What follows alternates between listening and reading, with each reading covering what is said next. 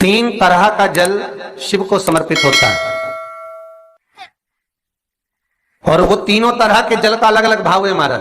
पहला जल सादा, घर से पानी लेकर गए, जल लेकर गए, शंकर को चढ़ाया, वो हमने घर का अपना एड्रेस बता दिया, भगवान शिव को जल चढ़ाकर अपने आनंद के लिए शंकर से कुछ प्राप्त कर लिया। दूसरा जल, जल के कलश में थोड़ा सा इत्र डालकर शंकर को जब समर्पित करते हैं तो महाराज घर में अगर कोई व्यक्ति बहुत रोगीला है, बहुत रोगीला, एक शिव महापुराण में, स्कंद पुराण में, नर्मदा पुराण में, भविष्य पुराण में, अग्नि पुराण में, नारद पुराण में, बरहा पुराण में, वामन पुराण में जितनी चीजें लिखी गई है एक एक प्रैक्टिकल कर देखो तो शिव महापुराण, स्कंद पुराण का यह भाव याद करिए कि एक लोटे पानी में इत्र मिलाकर, जल में इत्र मिलाकर, बहुत रोगीला व्यक्ति, बहुत बीमार व्यक्ति है, एक लोटा पानी उसका हाथ का स्पर्श कराकर शंकर को चढ़ाना प्रारंभ कर दीजिए। महाराज केवल 5 या 7 दिन चढ़ाओ और वो 7 दिन के बाद में उस बीमार व्यक्ति का क्रम देखिए कि उसमें कितना आराम लगा है। औषधि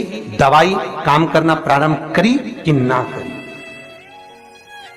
केवल इत्र समर्पित, इत्र का जल।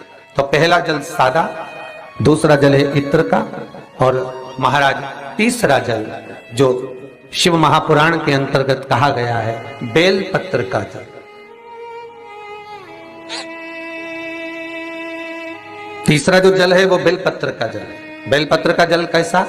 तो महाराज शिव महापुराण की कथा कहती है कि जल के पात्र में एक बेलपत्र अंदर डालकर उस जल के पात्र को ले जाकर शिव को समर्पित करना, अर्थात अपनी मन की कामना भगवान शंकर से कह देना, केवल बेलपत्र के माध्यम, बोलना नहीं है हमको कुछ,